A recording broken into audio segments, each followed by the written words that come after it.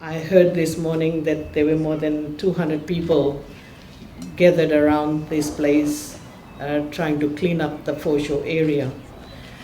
Now, your presence here is a testimony that you care about the environment. You've sacrificed your Saturday. Saturday is a day where we want to go to the market, we want to sleep in, we want to do our laundry, we want to do many things, and particularly when the day is so beautiful. But the fact that you came in the morning just to clean up this area, and it's not going to be just one-off cleanup, but on a daily basis, I just want to thank each and every one of you. Thank you for doing that. Environment is a public good. There is no one person who owns environment.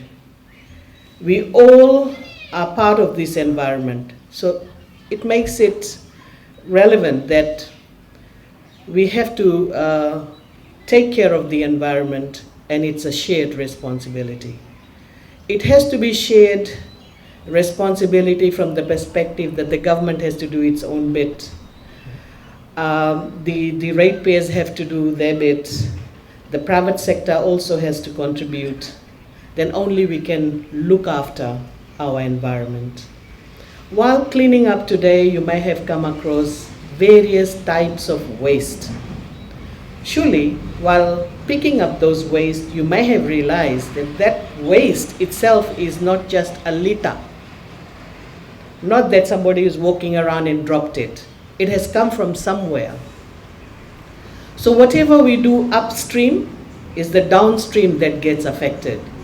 And it's a reality. Till 2018, the rural areas were looked after by the rural local authorities.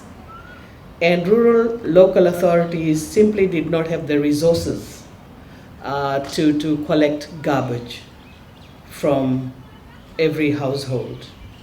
There were some systems put in place, such as collection services, where people collect money and then they hired someone to go around that area collecting the garbage. But from 2018 onwards, the government has taken the responsibility after disbanding rural local authority, where the municipal council boundaries have been extended.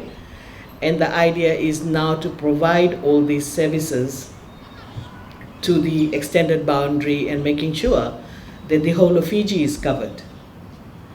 So that's a good initiative, but at the same time, I know for sure that there are people living in the rural areas or in the settlements, they are not paying any garbage fee.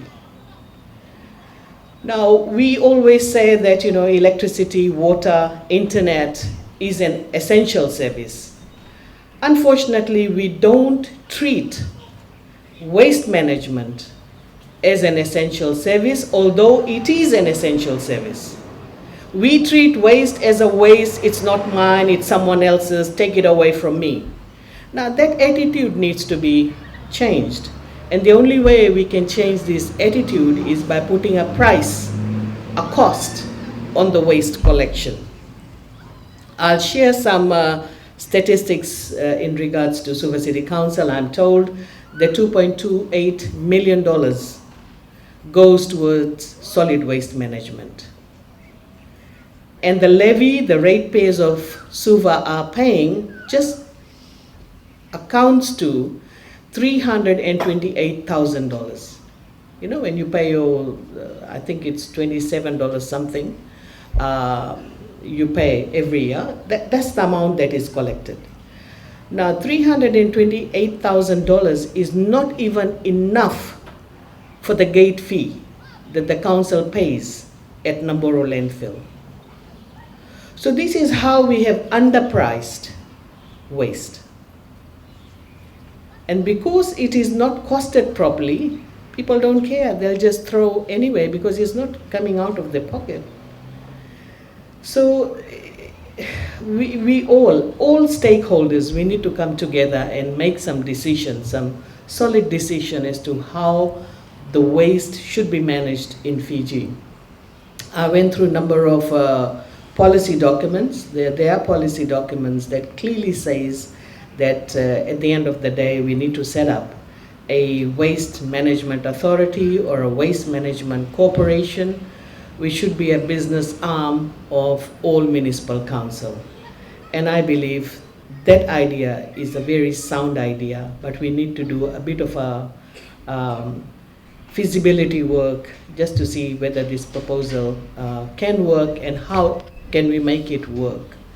So that would be a policy that the Ministry of Local Government has to explore and find a solution.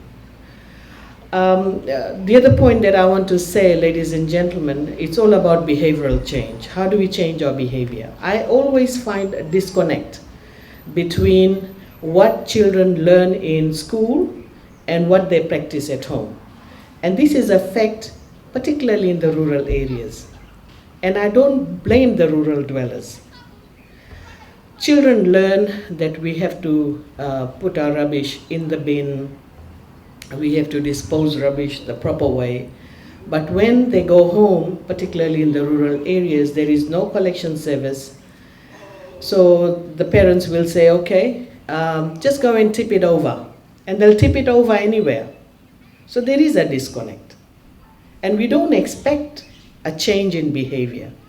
So if we want to inculcate a behavioral change, there are a number of policies that got to be introduced, number of strategies got to be put in place. We have to make sure education is very important, which schools are doing, a number of NGOs are involved, they're going out into the communities, educating the public. Second one is enforcement. We got to have the rules very clear.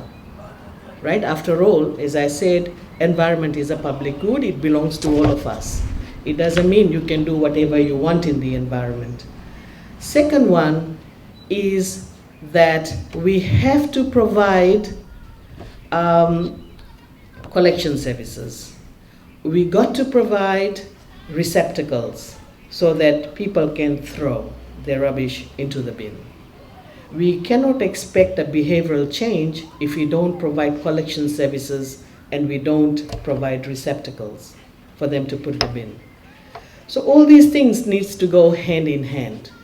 I have seen in many areas education is pretty good, as I said earlier on.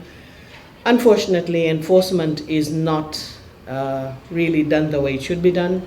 And then collection services, we don't find that happening in rural areas and informal settlement.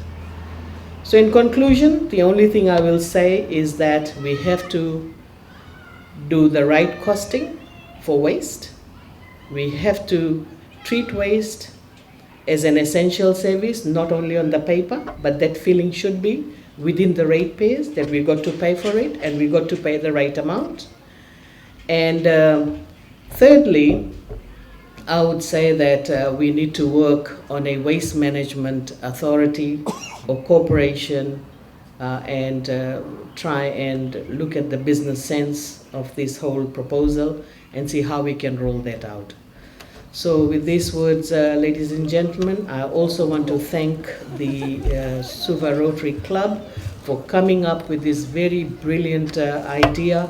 It's a noble initiative. We have seen in the past initiatives such as this get started. It's just a one-day affair in a month where the group comes together and does the cleaning. But I'm told that this is not going to be a one-day, once a week or once a month initiative. It's going to be a daily initiative. Suva City Council, I think a couple of months back, they have assigned two staff to look after the Foreshore. But today you may have realized that 2 staff is not enough. So the initiative rolled out by the Suva Rotary Club will definitely assist in keeping our Foreshore clean. So once again, I want to thank the Rotarians and thank you very much, and also the sponsors for coming on board and making this happen. Vinaka.